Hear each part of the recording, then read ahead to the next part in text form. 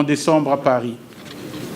Ces deux repères ont fortement influencé le choix du thème de cette édition. Ce choix permettra de traduire dans les faits l'appel du chef de l'État qui nous invite tous sans exception, pouvoir public, société civile, secteur privé, à planter 1 million d'hectares de forêts artificielles. Le gouvernement accorde une importance sérieuse à cette question du développement durable et de l'économie verte. Et sinon, il n'aurait pas décidé qu'en 10 ans, nous allons planter 1 million d'hectares de forêt. C'est une décision du gouvernement. Et il est heureux plutôt que la Chambre consulaire de Pointe-Noire emboîte le pas et le gouvernement ne peut que soutenir ce genre d'efforts. Cette rencontre qui a regroupé près de 500 personnes a été le moment tout indiqué pour Henri Njombo, ministre congolais de l'économie forestière et du développement durable, de donner des orientations aux entreprises afin de développer et améliorer leurs performances économiques. La 6e édition du forum Green Business doit permettre de sensibiliser et de mobiliser les entreprises afin de les amener, dans le cadre de la responsabilité sociétale, à créer des plantations forestières. Identifier les sources de financement nécessaires à notre politique de reboisement. Favoriser l'échange des pratiques innovantes pour accélérer le développement de l'économie verte. Inciter à une plus grande implication les entrepreneurs de la société civile dans le forum pour ancrer l'économie de reboisement dans le paysage local. Promouvoir l'entrepreneuriat social comme vecteur du développement de l'économie de reboisement et enfin accentuer la dimension régionale du forum pour sensibiliser un maximum d'acteurs à l'économie verte.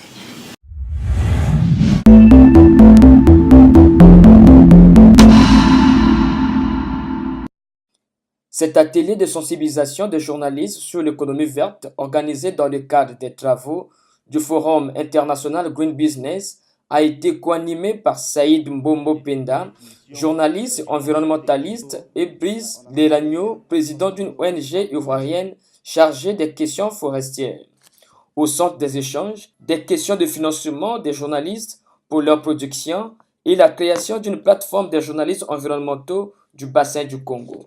Je lance un appel à nos gouvernants, à nos hommes politiques de soutenir les acteurs des médias. Peu avant cet atelier, les officiels du forum ont visité des stands, question pour eux de voir la qualité des produits et services exposés.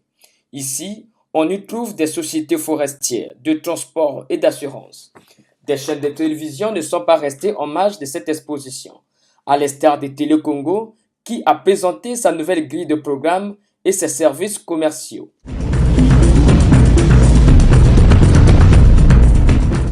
De retour sur ce plateau, Président, nous avons suivi dans notre premier reportage le bilan des activités que vous avez menées ici à Paris en marge de la COP 21.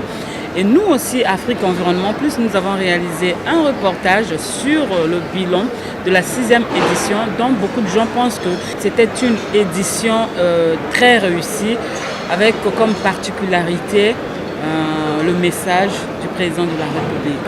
Comment avez-vous fait pour toucher le chef de l'État ? Bon, disons que vous savez que le président de la République, c'est lui qui montre la vision.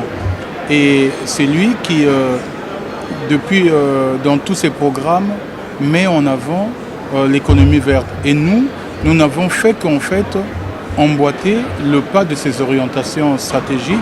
Et c'est en cela que je pense que le président il reconnaît ce que nous avons fait, parce qu'en réalité, nous ne faisons que mettre en pratique ces directives.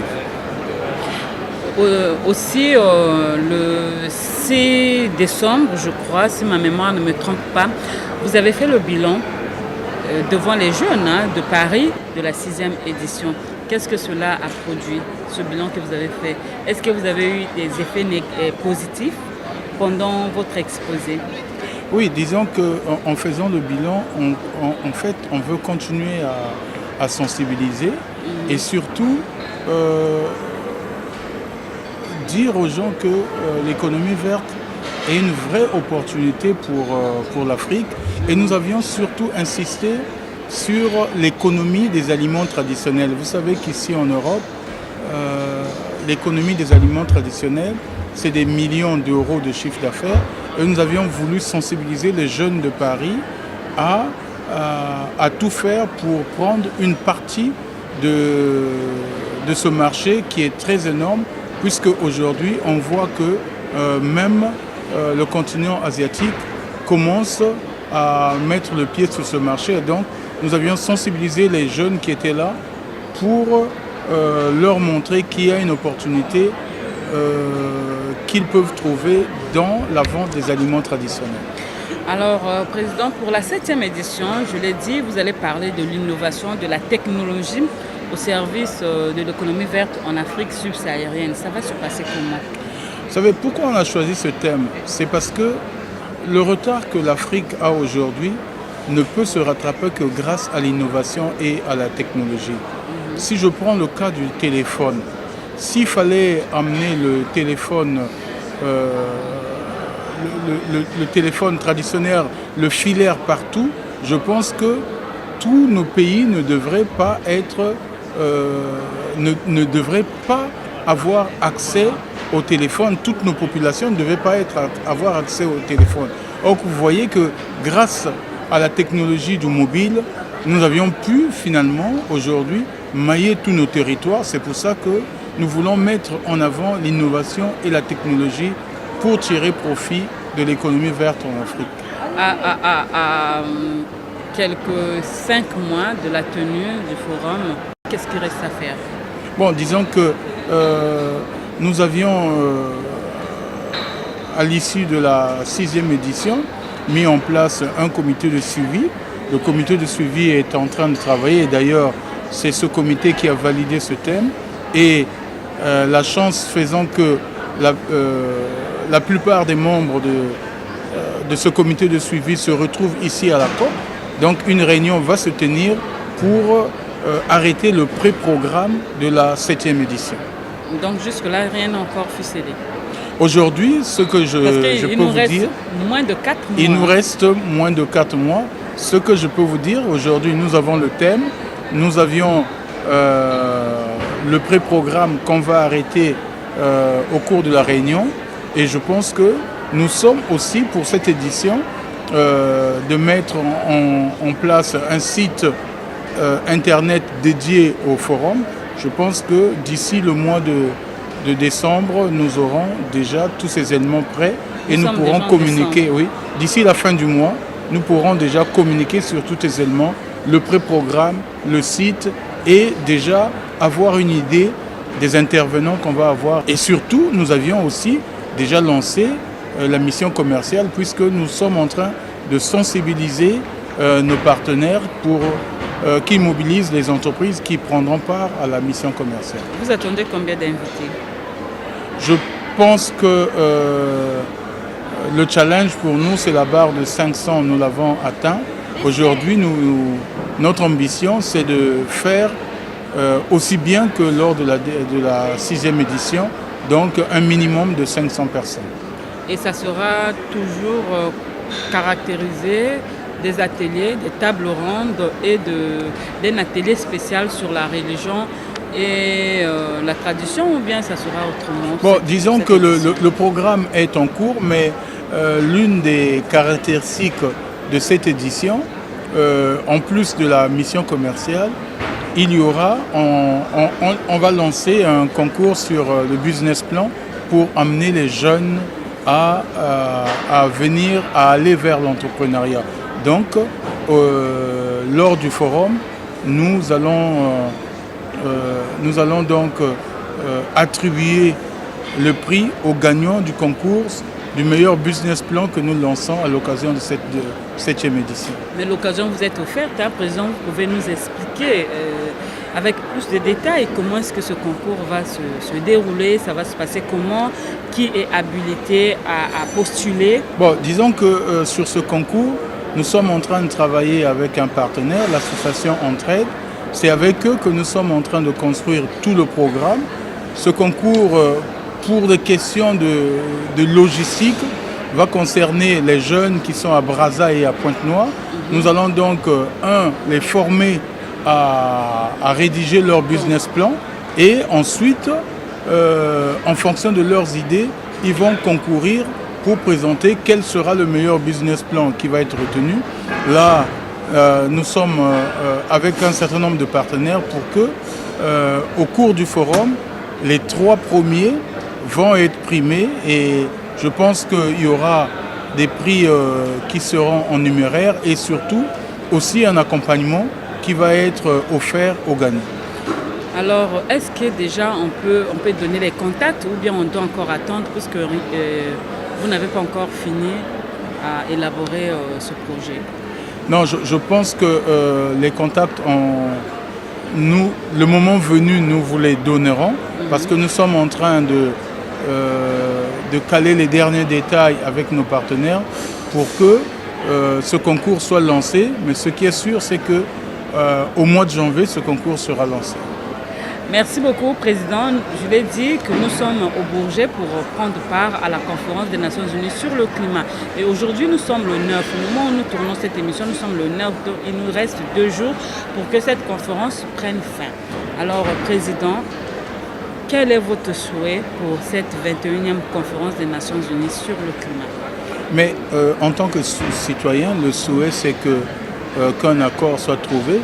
Et d'ailleurs, vous avez vu que toutes les entreprises se sont mobilisées aussi pour réduire leurs émissions de carbone. Donc, le souhait, c'est qu'à l'issue de cette conférence, un accord soit trouvé parce que cet accord est aussi une opportunité pour les entreprises. La mise en œuvre de cet accord va nécessiter le déploiement des entreprises. Et pour nous, c'est une nouvelle opportunité qui s'offre au monde des affaires. Oui, à la 6e édition aussi, vous avez consacré toute une table ronde, si je ne me trompe pas. C'était une table ronde, pas un atelier. Une table ronde. Voilà, une table ronde sur la 21e conférence des Nations Unies sur les changements climatiques. Est-ce que vous trouvez votre compte par rapport aux décisions qui ont été prises lors de cette table ronde? Vous savez, nous, la table ronde, on l'avait organisée déjà, c'était pour mobiliser le secteur privé, la société civile, à se mobiliser, à participer à cette conférence. Mais lorsque je me promène dans les allées de ce site, je rencontre des entrepreneurs, je rencontre des acteurs de la société civile. Sur ce point, je peux dire que... Paris gagné. Oui, Paris gagné. Merci beaucoup, Président. Nous sommes presque arrivés à la fin de notre émission spéciale, 7e édition du Forum international Green Business. Qu'est-ce que vous pouvez dire à l'endroit de nos téléspectateurs pour clore notre entretien? Non, pour clore l'entretien, ce que je souhaite dire, c'est que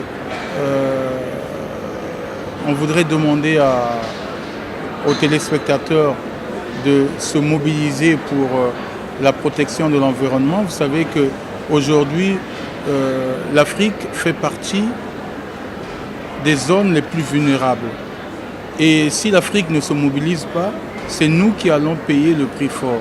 Et d'ailleurs, je voudrais dire, il y a quelques années, on parlait beaucoup de technologies de l'information et de la communication. On ne s'était pas mobilisé. Aujourd'hui, vous voyez le retard que nous avons pris. Il nous faut donc que nous nous mobilisions parce que nous sommes persuadés que les dispositions de l'économie verte vont demain s'imposer à nous. Et donc, pour ne pas être surpris, je demande la mobilisation aussi bien du secteur privé que de la société civile en faveur de cette économie. Merci beaucoup, Président. Nous sommes donc arrivés à la fin de cette émission spéciale, 7e édition du Forum international Green Business. La caméra était assurée par Kevin Akoli et Mboussi Chris Emele depuis Paris. Je vous rappelle que nous sommes à la COP 21. Donc cette émission est tournée en marge de la conférence des Nations Unies sur le changement climatique, 21e édition. Merci et au revoir.